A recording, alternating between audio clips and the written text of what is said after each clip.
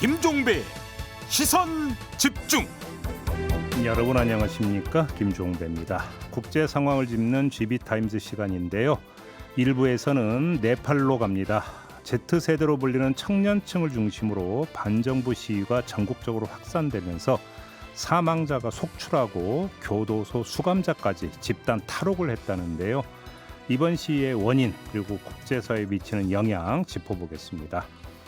2부에서는 카타르 공습 상황 알아보겠습니다. 이스라엘이 카타르 도하를 공습했습니다. 팔레스타인 무장정파 하마스의 지도부를 치기 위해서라고 주장을 했는데요. 중동 지역의 안보 지형에 어떤 변화를 줄지 알아보겠습니다.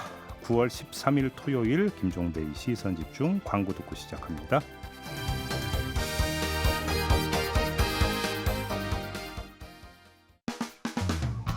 평일에 JB타임즈가 있다면 주말엔 글로벌타임즈가 있다. 테마로 알아보는 국제정치 GB타임즈.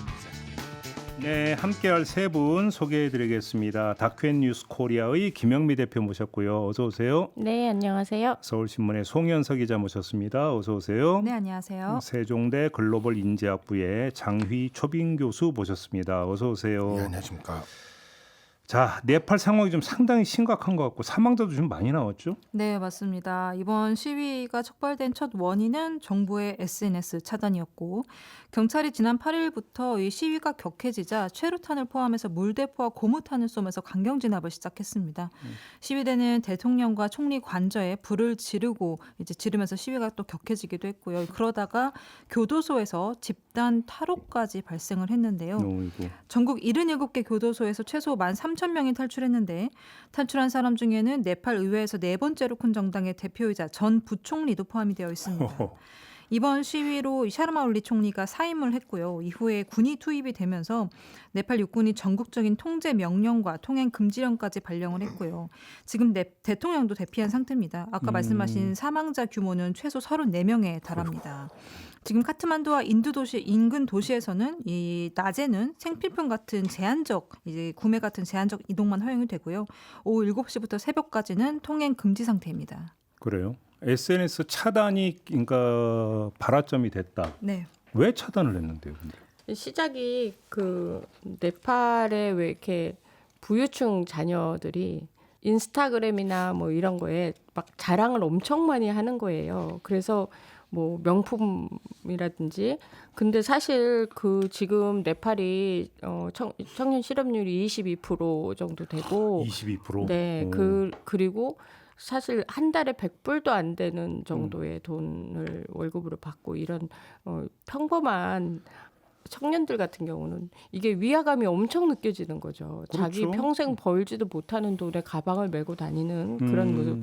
그게 이제 거의 다 그 부유층이기도 하지만 공직자 자녀들이었거든요. 예. 그러니까 그러다 보니까 이게 불만이 계속 쌓였고 그래서 그 불평불만을 하니까 이제 정부에서 불평불만 하지 말라고 이제 그 SNS를 차단해 버린 거예요. 페이스북, 뭐 인스타, 뭐 몽땅 다 차단해 버리니까 이제 거기에 더 화가 난 거죠, 이 사람들이. 더군다나 네팔은 그러니까 이주민 노동자들이 되게 많아가지고 전 세계에 걸쳐서 노동자로 있는데 이들이 비싼 국제 전화를 쓸 수가 없거든요. 그래서 대부분이 이런 SNS를 통해서 전화도 하고 그렇게 했는데 이걸 막아버리니까 이제 거기에 다들 열 받아버린 거죠. 그러니까 이런 걸 두고 이제 우리는 한때 플렉스라고 불렀지만 저는 이런 표현을 안 쓰고 자랑질이라고 하겠습니다. 그 플렉스라는 표현이 문제가 된 영상 속에 자주 나오는 얘기인데 그 당국이 굉장히 불편해했던 그 고위층 자녀들이 막 그 사치품과 호화로운 휴가를 즐기는 모습과 생활고에 시달리는 사람들이 대조되는 그 영상들을 굉장히 지금 당국이 불편해하면서 SNS를 차단했는데 그 영상들의 그 자막이 나와요. 이 돈이 다 어디서 왔냐? 우리는 세금을 내고 있고 너희는 플렉스를 한다. 이제 이런 식의 자막이 나오거든요. 그러니까 플렉스가 결국은 부정부패의 결과 아니냐? 맞습니다. 뭐 이런 인식인 거잖아요. 네. 그러니까 그게 이제 옛날에 윌 스미스인가가 어디서 방송에서 얘기했는데 옛날에는 바보들은 자기 혼자 바보였는데 요즘은 소셜 미디어가 생겨가지고 몇십만 명 앞에서 바보가 된다고. 그 헐리우드 스타 윌 스미스 얘기하는 거요? 자기는 어릴 때 자기 혼자 바보였는데 요즘 내 아들 보니까 공식적으로 바본 것 같던데 그게 이 사람들이 막 특별히 이걸 자랑하려고 했다기보다 거기 이게 이제 해시태그 네포 베이비, 네포 키즈를 달고 이제 이게 유행하기 시작했거든요.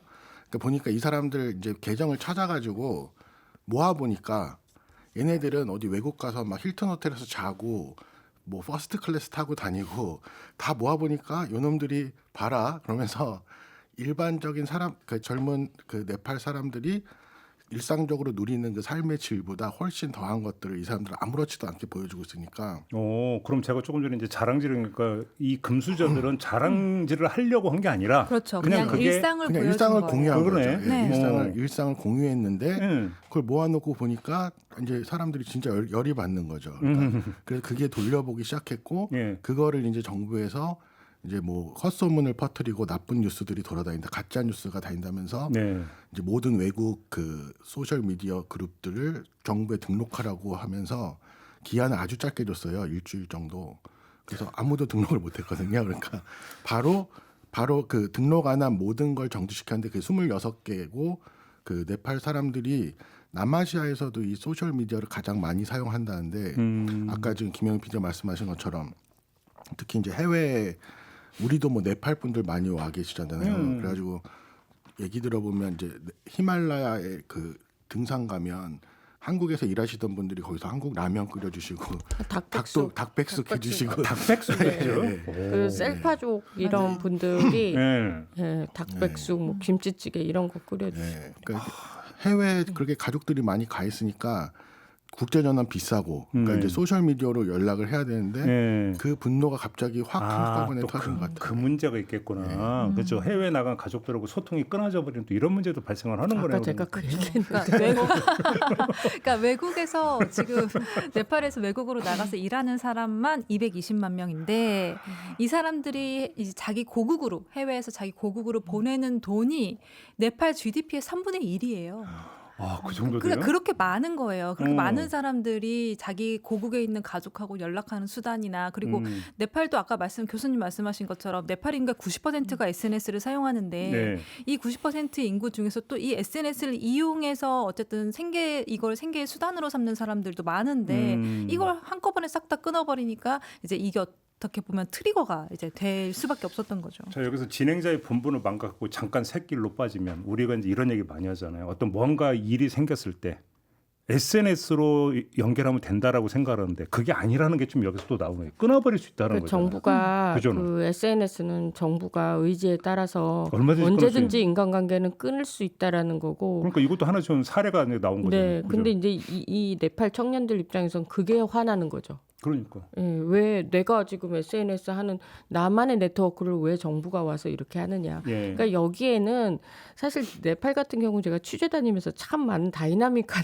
왜냐하면 왕정에서 공화정으로 바뀐 게 2008년도예요. 얼마 안 됐죠. 돼요. 그것도 오. 왕세자 마마께서 그 사고를 치시는 바람에 왕정이 무너졌었거든요. 그때. 무슨 사고를 쳤는데? 저 총으로 이렇게 난사. 아이고. 예. 예. 그래서 왕정이 무너졌거든요. 예. 근데 그때 하고 지금하고 이렇게 그러니까 이제 한 26년을 이렇게 네팔을 이렇게 보면 정말 그 다이나믹하게 막 많이 변했는데 여기는 국민들이 굉장히 순해요. 그래서 뭔가 자기네들이 이렇게 뭔가 정부에 요구하기 전에 에이 그 귀찮게 뭐 이런 사람들이 되게 많거든요. 근데 그러니까 시위라고 하는 걸 별로 안 한다. 그렇게까지 과격하게 이거는 네팔 역사상 가장 큰 시위인데요. 이게 이렇게 된 거는 빈부의 격차가 너무 심해졌고 옛날에는 빈부의 격차가 그렇게 심해도 사실 잘 몰랐어요. 근데 아이러니하게 SNS를 통해서 아는 거예요. 그렇죠, 그렇죠. 예, 예. 내가 못 사는지를 모르더라고요. 그렇죠. 그래서 그런 사회 분위기 때문에 이런 거고 제가 이제 네팔 카트만두 가면 이제 힐튼 호텔에 이렇게 묵게 되는데 어느 날 그 힐튼 이렇게 처음엔 안 비쌌어요. 근데 굉장히 비싸진 거예요. 근데 이렇게 우리 이제 아침에 조식 먹으러 갈 때 보면 되게 부티나는 젊은이들이 많더라고요. 그래갖고 아니 쟤들은 어떻게 저렇게 부티가 날까 그랬는데 그러다 이렇게 좀 친해졌는데 이분들이 그러니까 내가 여기 호텔 비가 올라갔고 내가 나가야겠다 그랬더니 아니 뭐 100불, 200불 올랐다고 그게 무슨 타격이 있어? 이렇게 저한테 얘기를 하더라고요. 그래서 금수저들이. 예, 그러니까 모르는 거예요. 태어나서부터 너무 금수저로 살아서 모르는 거거든요. 근데 사실 저 네팔 같은 경우도 이렇게 취재 다니다 보면 부정부패가 심한 게 뇌물을 많이 요구하는 거죠. 그래서 이걸 안 주면 취재가 안 되고 그래서 네. 갈등을 막 했던 그런 나라 중에 하나예요. 그렇죠. 저는 이거 사태 나고 나서 사실 이제 다른 서구 언론들을 보잖아요. 그러면 사실 외신들은 특히 서방의 외신들이 훨씬 더 심각하게 이 사태를 충격적으로 보고 있다는 거를 사실 많이 느꼈거든요. 근데 사실 우리나라에서는 네팔 하면 크게 관심이 없는 나라 중에 하나겠지만 서방에서는 특히나 네팔을 굉장히 행복한 나라, 국민들이 행복한 나라, 가난하지만 행복한 나라로 인식하고 있는 게 굉장히 컸는데 그러면 떠오르는 건 부탄인데. 그렇죠. 부탄과 함께 그러니까. 네팔도 이제 그런 나라였는데 그런 행복한 네팔에서 왜 이런 격렬한 시위가 일어나는가에 대한 서구의 그 놀라움이 있었던 거예요. 언론 보도를 보면. 근데 제가 봤을 때는 그 배경이 이게 과거에 물론 이제 이 경제적인 결핍이 있긴 했지만 약간 여기는 행복한 나라였을 수도 있다라는 생각을 했어요. 왜냐하면 이렇게 굉장히 작은 마을이나 부족을 중심으로 잘 몰라요. 발달한 나라이기 때문에 서로 이게 가난한지 부자인지에 대해서 인식이 별로 없고 그리고 공동체 의식이 굉장히 강했단 말이에요. 왜냐하면 작은 부족이니까 옛날에 우리 쌍문동 같은 느낌이었던 거죠. 그래서 생계 시스템 자체가 복잡하지 않았기 때문에 경제적 결핍이 있어도 그게 큰 문제는 아니었던 것으로 서구에서는 비춰진 거예요. 쉽게 말하면. 근데 어느 나라가 이 부족한 거 투성인데 만족만 하겠습니까? 그러니까 저 같은 사람들이 이제 주로 접하는 건 세계 테마 기행이나 이런 데 비춰지는 네팔의 정말 그 좋아합니다. 아름다운 풍광. 맞아요. 아니 그러니까 그런 걸 보시고 네팔 여행 진짜 많이 가시거든요. 네. 우리나라 관광객들이. 네. 근데 지금 밤에 뭐 통행 금지 막 이런 상황이다 보니 그러니까 쉽게 말해서 지금 이런 상황에서는 그런 세택이나 이런 걸 보면서 여행 갈 수 있는 환경이 아닌 게 제가 아까 말씀드린 그 힐튼 호텔이 제일 먼저 불이 나고 의회도 불이 나고 심지어 뭐 여기는 직접 장관을 찾아내서 이렇게 발로 폭행을 차요. 하고 네. 그다 막 도망가고 뭐 이러더라고요. 그래서 이런 상황에 여행 갔을 때 그 변수가 많다라는 점이 사실 이 뉴스가 중요한 이유는 우리 국민의 안전하고도 문제가 그렇죠. 있기 때문에 지금 중요한 그건 이제 거거든요. 반드시 참고를 하셔야 되고 그래서 그러니까 시위는 계속 ING 진행형이고 네. 그런데 아무튼 네팔 지금 당국이 SNS 차단이니까 풀었다면서요. 네, 풀기는 했는데 네. 아직까지도 사실 뭐 아까 말씀드린 것처럼 총리가 물러나고 내각 장관들은 거기서 막 총리도 뭐 폭행도 되고 뭐 이런 상황이잖아요. 네. 그런데 이 시민들은 지도부를 교체하길 원하고 있어요. 근데 또 이게 당국하고 뜻이 맞지 않다 보니까 이제 더더욱 좀 이게 시위가 좀 계속 격화되거나 이어질 가능성이 계속 나오고 있는 상태고요. 이미 사망자가 사실 국내에서도 사망자가 보통 저희 이제 취재 초반에 다니면은 4명 이상이면은 대형 사고라고 하거든요. 근데 지금 여기서 30명이 넘게 시위 현장에서 사망을 했기 때문에 이 부분에 대해서 또 시민들이 계속해서 분노하는 부분들이 있을 것으로 보입니다. 근데 이게 이제 정치학학적으로 이제 어떤 게 있냐면 예를 들어서 그러면 이 어떤 시위의 어떤 에너지나 이런 것들을 흡수해 가지고 제도권으로 흡수를 해 가지고 다시 뭔가 해법을 찾는 야당 세력이 있느냐 없느냐. 이것도 사실 되게 중요한 요소거든요. 지금 이제 시위는 살짝 소강 상태이긴 한데요. 그래서 군대가 지금 안정을 취하고 있어요. 군대가 나타나서 군대가 출동해서 그래서 지금 이 시위자들한테 발표한 거는 보통 뭐 시큐리티 가드인가라고 번역되는 경찰 내 무장 경찰들이 있는데 이 사람들이 발표를 한 거고 그 뭐 2022년 막 네팔 서베이 이런 걸 보면 그래도 군대가 가장 사람들한테 신뢰받는 기관 중에 하나거든요. 그래요? 그래서 지금 군부가 육군이 나타나서 지금 이제 약간 사태를 안정시키고 있고 그다음에 이제 뭐 그 사람들이 또 자발적으로 나와가지고 이렇게 우리 그 월드컵 때 청소하는 것처럼 지금 폐허가 된 데를 나와서 사람들이 이제 자발적으로 청소도 하고 이제 이런 상태인데 시민의식도 높네요. 근데 이제 지금 그래서 어느 정도 안정은 됐는데 이제 문재인 지금 말씀하신 것처럼 이제 지금 정부가 없는 상태거든요. 지금 다 도망가서 지금 총리는 외국으로 도망간 것 같고 그 내각은 다 사퇴했고 그리고 그래서 이제 군대하고 지금 시위대 대표들하고 임시정부를 어떻게 만들지를 이제 회의를 그러니까 하고 정부는 있어요. 무너졌다고 봐야 되는 거예요. 이미 정부가 아예 끝났다고 없어. 지금 봐요. 아예 네. 아무것도 작동하지 않고 있고요. 근데 이제 여기서 되게 특이한 점은 그럼 누가 그럼 임시정부를 맡을 것인가? 근데 이것도 중요한 예, 문제예요. 예. 근데 의회도 지금 작동을 안 하고 아무것도 안 하니까 예. 시민 대표들이 이 지휘자 대표들이 후보자를 추천했는데 전 대법원 그 대법원장을 했던 여성 제 이름 지금 갑자기 생각이 안 나는데 그분을 이제 추천을 했는데 그 과정이 온라인 투표로 해요. 온라인 투표를 해서 처음에 이 사람을 얘기했던 이 사람이 나 이거 좀 힘들 것 같은데 그랬더니 다시 또 사람들이 서명을 받아가지고 재추대를 해서 지금 일단 임시정부의 그 후보가 몇 명 있었는데 그 중에 이제 이분이 지금 아마 이분이야말로 국민의 부름을 받은 분이네. 예, 예. 그렇죠. 본인은 계속 지금 그렇지. 만류하고 나는 못할 것 같은데 예. 하고 있는데도 국민들이 예. 계속 근데 이제 문제가 뭐냐면 젊은 친구들은 그 카트만두 시장 그러니까 래퍼 출신이거든요. 근데 더 인기 많고 이제 나이 청년들은 그 사람들을 추대하고 조금 장년층은 대법관 그분을 추대하는 중인데 이것도 이제 약간 세대 간에 뭐 서로 그 갈등이 좀 있어요. 그래서 예를 들어서 만약에 지금 새로 또 정부가 됐을 때 예. 과연 지금 이런 우리가 말하는 이런 문제들이 해결될 것인가? 쉽게 말해서 약간 우리가 민주주의로 갈 수 있느냐 예. 그거거든요. 예. 그러니까 국민들이 우선시되는 나라가 될 거야 아니면 고위층이 우선시되는 나라가 될 거야라고 했을 때 그 어느 쪽이 이거를 잘 들어줄 수 있는 사람이냐라는 예. 게 관점이 조금 다른 거죠. 예. 그 사실 2008년도에 왕정이 무너졌을 때도 사람들은 길거리 나와서 청소했어요. 쓰레기 치우고 난리도 아니었어요. 어유 좋은 모습이죠. 예. 지금도 그렇기는 하지만 뭐 일단 의회도 불이 나 있고 뭐 호텔 그러니까 그 힐튼 호텔이 아마 그 이제 고위층 자녀들이 많이 와서 있다고 그래서 아마 그 상징적으로 거기가 불탄 것 같은데 그러니까 지금 상태로 봤을 때는 이 상황이 그렇게 빨리 끝나지는 않을 것이다. 그래요. 왜냐하면 그러면 정치 갈등이 또 있을 것이다. 이렇게 보시는 그렇죠. 거예요. 예. 그리고 군부 체제로 갈 수도 있거든요. 지금 현재 네팔 군부가 그렇게까지 악명은 없기 때문에 군인들이 나서서 정치를 하면 어떻겠냐 이런 생각도 할 수도 있겠죠. 근데 예. 우리 과거 보면 알잖아요. 군부 독재가 그렇게까지 민주주의로 가지 않는다라는 예.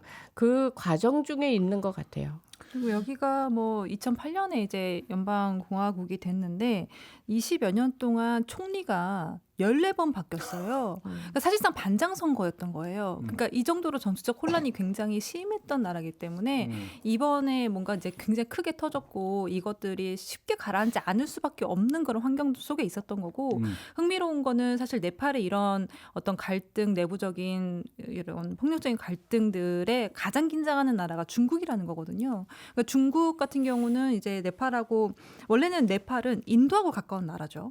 종교적으로도 그렇고 네, 중국하고 문화적으로. 인도 사이 껴 있지 않나요? 네네. 그래서 그러니까. 종교적으로 힌두교가 제일 많은 80% 이상이 이제 그 힌두교이고 그리고 인도하고는 뭐 훨씬 더 중국보다 가까운 나라가 네팔이었는데 이제 중국 입장에서는 네팔이 인도하고 이제 가까워지는 거를 굉장히 견제해야 되는 상황이었고 1대1로 이제 사업 그 프로젝트의 일환으로 네팔하고 히말라야랑 이렇게 경계가 되는 그런 지역에다가 그 철도를 까는 그런 작업을 이제 추진하고 있었거든요, 중국이. 네. 근데 이번 사태가 나면서 그 1대1로 사업이 차질이 생기는 거예요. 그렇다 보니까 이제 중국이 굉장히 긴장을 하고 있고 더불어서 지금 이제는 축출이 된 이 여당 쪽 사람들이 중국하고 굉장히 관계가 우호적이었어요. 그렇다 보니까 이 여당을 싫어하는 국민들은 덩달아서 중국에 대한 그렇죠. 반중 감정도 폭증하다 보니까 중국 내부에서는 이거 우리한테까지도 불똥 튀겠는데 하는 긴장감이 있죠. 인도는 움직임이 어떤데요, 그러면? 인도는 아직까지는 뭐 그냥 일단 지켜보는. 네. 그나저나 그 수많은 탈옥수는 어떻게 해요?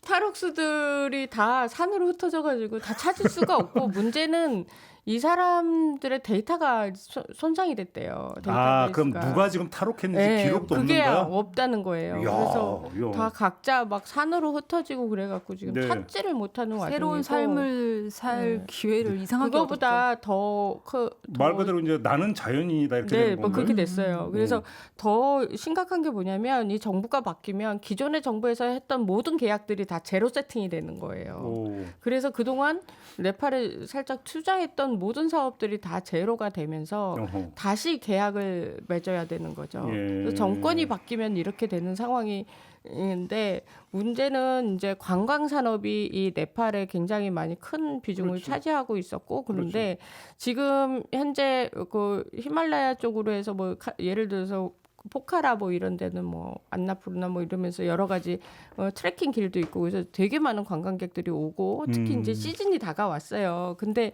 이게 만약에 위험한 순간이 어떤 순간에 오면 구조는 해주지 못한다 아무도.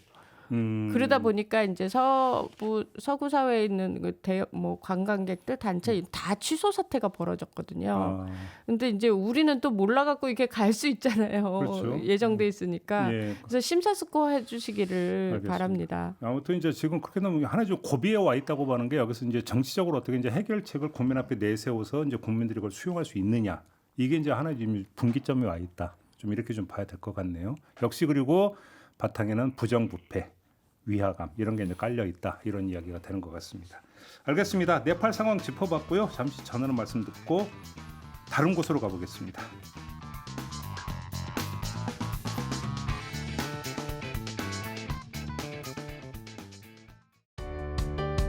때로는 날카롭게, 때로는 삐딱하게, 그러나 매 순간 섬세하게 시선이 필요한 우리 사회 곳곳을 살펴봅니다. 김종배의 시선집중. 네, 김종배의 시선집중 토요일 코너 GB타임즈 세 분과 함께하고 있습니다. 장휘 교수, 김영미 대표, 송현석 기자 세 분과 함께하고 있는데요. 이번에는 이스라엘 이야기를 좀 해보겠습니다. 카타르 도하 공습 이야기 전에 먼저 이것부터 좀 짚어봤으면 좋겠는데 유명한 할리우드 인사들이 이스라엘 영화계에 손절을 선언을 했다. 보이콧을 선언했다. 이런 얘기, 이거 무슨 이야기입니까? 이 얘기는? 네, 이게 팔레스타인을 위한 영화인들이라는 단체 주도로 뭐 엠마 스톤이라든지 마크 러펠 같은 유명 할리우드 배우와 감독들이 이제 보이콧을 선언한 겁니다. 그러니까 이스라엘 영화 기관이나 기업들과는 협업하지 않겠다라는 내용이에요. 그러면 네. 원더우먼은 어떻게 해요? 그 주인공이 겔 가도시라고. 겔 가돗은 이스라엘 사람이죠. 그렇죠. 네. 근데 뭐 이렇게 완전히 이스라엘 사람과 모두 안 하겠다는 아니고 그 성명서를 보면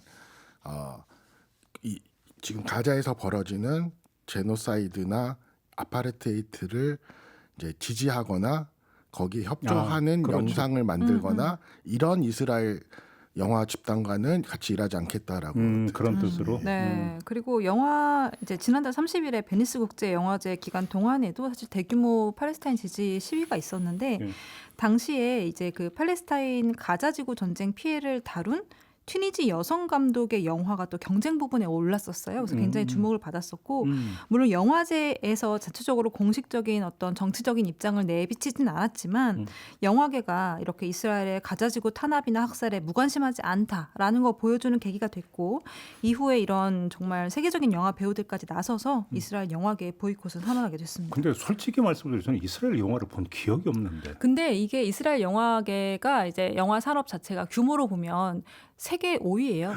한국보다 한국하고 큰 차이는 안 나지만 한국보다 그렇게, 하나 위에 있습니다. 그렇게 영화를 많이 네, 만들어요? 올해 기준으로 하나 위에 있어요. 그래서 생각보다 규모가 오. 작지 않아요. 물론 우리가 알고 있는 이스라엘 영화 자체는 많지 않지만 내부적으로 영화 산업 자체가 굉장히 활발하게 되어 있는 그런 국가이기 때문에 이제 이 할리우드 배우들도 이런 식의 어떤 보이콧 선언을 할 수 있었던 거고요. 그리고 이런 이제 할리우드 배우들이 글로벌한 배우들의 어떤 국제적 연대나 이런 행동들이 사실상 뭐 얼마나 큰 영향을 줄까 이런 이스라엘의 이런 가자지구 탄압을 규탄하는데 뭐 이렇게 생각할 수 있지만 저는 기본적으로 이 현실보다 더 현실 같은 드라마 영화는 없다고 보거든요. 소설도. 그러니까 모든 컨텐츠가 결국 현실을 기반한다는 뜻인데 이렇게 현실 기반의 예술 활동을 하는 사람들 입장에서는 사실 이렇게 극심한 지금 문제를 보여주고 있는 가자지구 탄압 문제를 외면하기가 좀 힘들 수도 있다는 생각이 들어요. 네. 네, 그래서 이제 우리가 앞선 네팔 사례에서 봤듯이 SNS 차단이라는 게 사실 뭐 어떤 나비 효과를 불러온 거잖아요. 지금 그런 것처럼 대중에 대한 큰 영향력이 있는 사람들이 움직이는 건 분명한 어떤 효과가 있을 것이다. 근데 저는 이 얘기 듣는 순간 또 트럼프를 떠올렸는데 네. 트럼프가 대학가에서 반 팔레스타인 시위하고 막 이러면 뭐 검열한다, 네, 네. 불이익 준다 이런 얘기 많이 있었잖아요. 네. 이들한테도 뭐 하는 거 아니에요, 트럼프가 혹시? 이 예전에 영국 배우 뭐 아니 이 안에서 미국 배우 안에서도 사실 트럼프가 이제 공개적으로 뭐 예를 들면 토마토 배우 뭐 그렇게 살지 마라라는 식의 어떤 SNS 메시지라든지 공개 저격을 한 적 있어요? 아니 저격을 할 수 있죠. 왜냐하면 그 전에도 이미 팔레스타인 지지하거나 혹은 이스라엘을 비난한 가수들이나 뭐 이런 사람들한테도 공개적으로 굉장히 많이 지적을 했잖아요. 트럼프 대통령이. 이번에도 충분히 그럴 가능성이 있지만 사실 뭐 우리의 뼈아픈 역사인 어떤 예술계 블랙리스트 같은 이렇게까지는 미국은 가지 못할 것이다. 네. 아니야 아직 몰라요.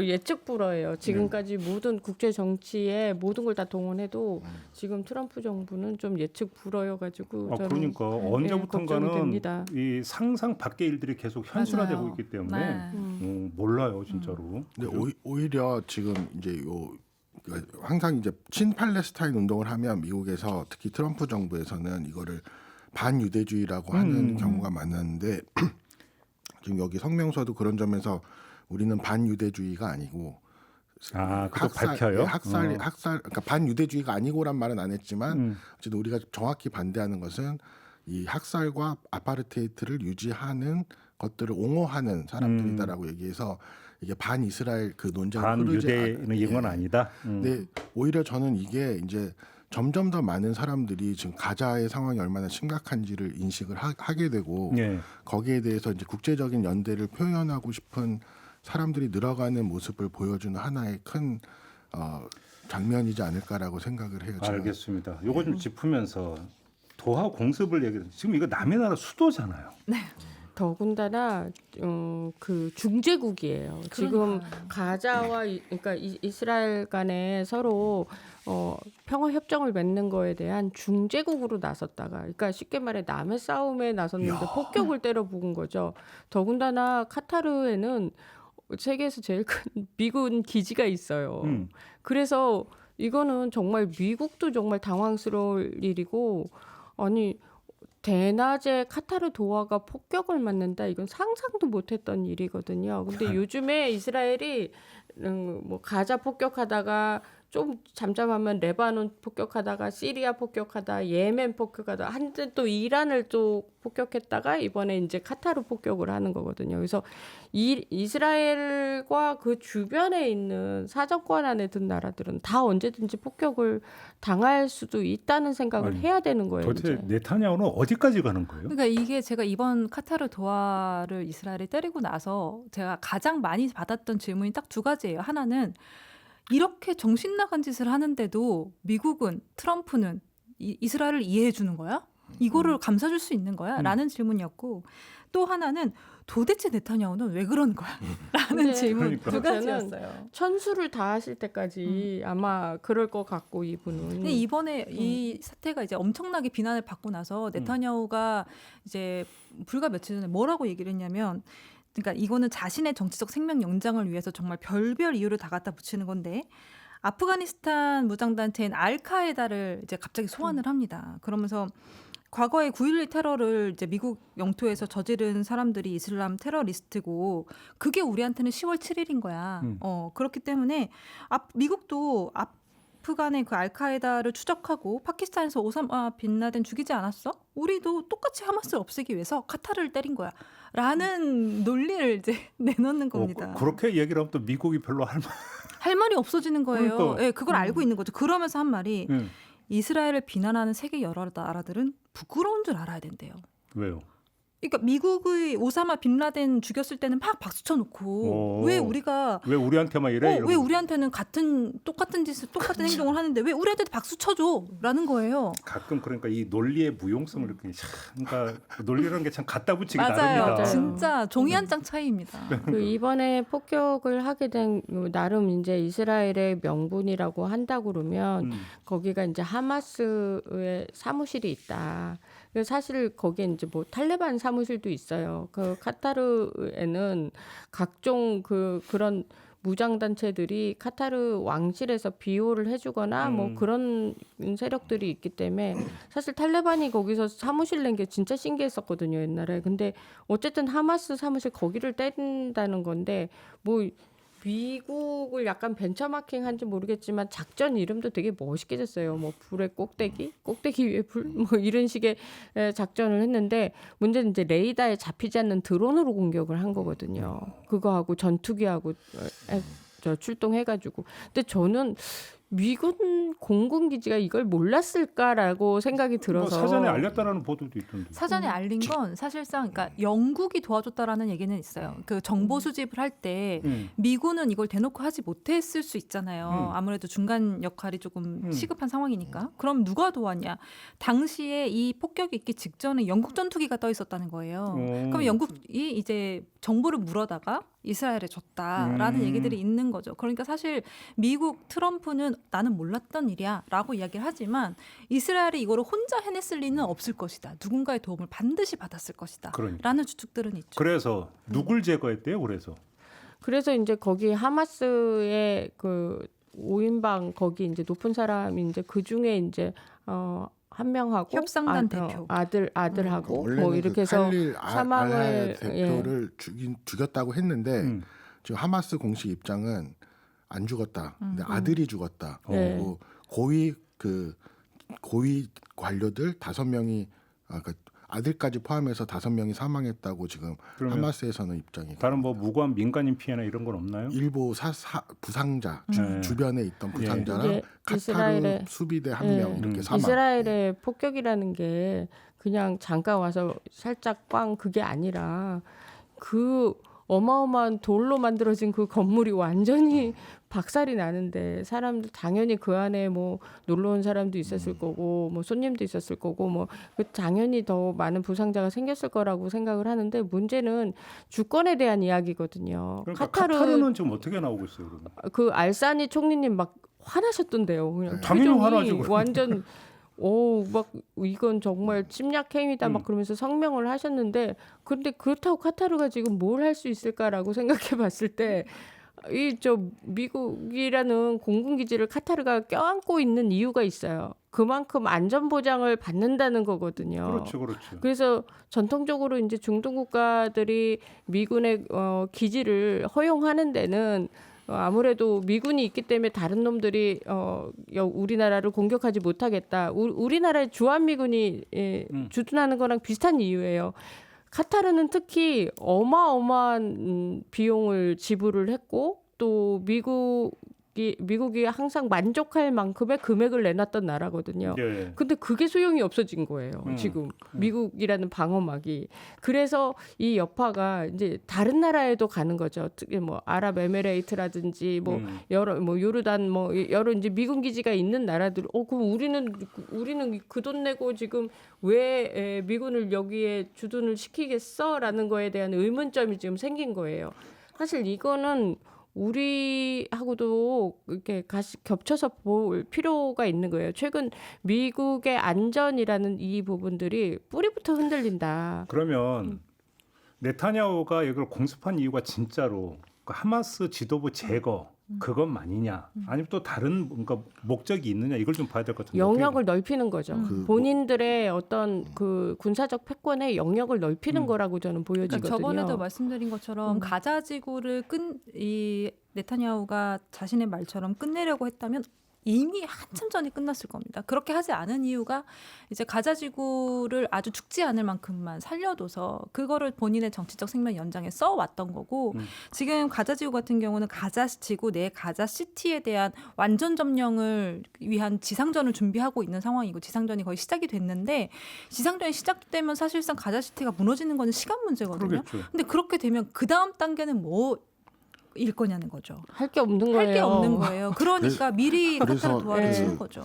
아마도 그러니까 보통 이제 어떤 국가가 중재를 할 때 분쟁이 있는 나라들 중재를 할 때 중재를 우리는 안 받아 하는 경우 있지만 중재한다는 나라에 가서 거기에 있는 그 상대편 그 지도자나 협상 대표를 죽이는 경우는 거의 없거든요. 그래서 이런 정도를 했을 때는 사실은 이제 뭐 여러 가지 노림이 있다. 그래서 협상을 이제 일단 지금 말씀하신 것처럼 협상 안 하겠다.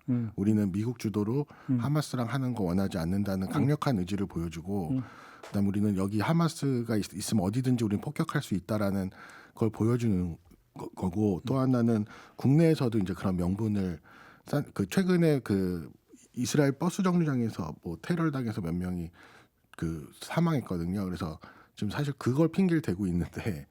사실 저는 선을 이제는 좀 넘지 않았나 싶어요. 그래서 왜냐하면 아까 저기 김영민 대표님도 말씀하셨지만 주변 국가들의 반응도 심상치가 않으니까 아랍에미레이트 같은 경우에는 이스라엘한테 되게 우호적이고 나쁜 얘기를 거의 안 했는데 이번에 아주 강력하게 거기에 같이 이제 이거는 용납할 수 없는 거라는 성명을 내고 바로 카타르로 그 국왕이 갔어요. 아 갔어요? 예, 그래서 지금 이제 아랍 걸프 국가들, 그러니까 이스라엘의 약간 최소 이제 중립적이거나 아주 나쁜 이야기를 하지 않는 국가들을 이제 반 이스라엘 연대로 돌게 만드는, 그러니까 지금 말씀하신 것처럼 다른 국가들도 위협을 느끼기 때문에 이제는 반 이스라엘 국가로 돌아가게 되고 이번에 이제 유엔 안보리에서 15개 회원국 전체 만장일치로 규탄하는 성명도 냈거든요. 그리고 네. 한국 정부도 성명을 내고 일본 정부도 성명을 내고 심지어 미국도 그 여기 대해서 이제 미국 완전히 뭐 성명까지는 아니지만 그래도 이제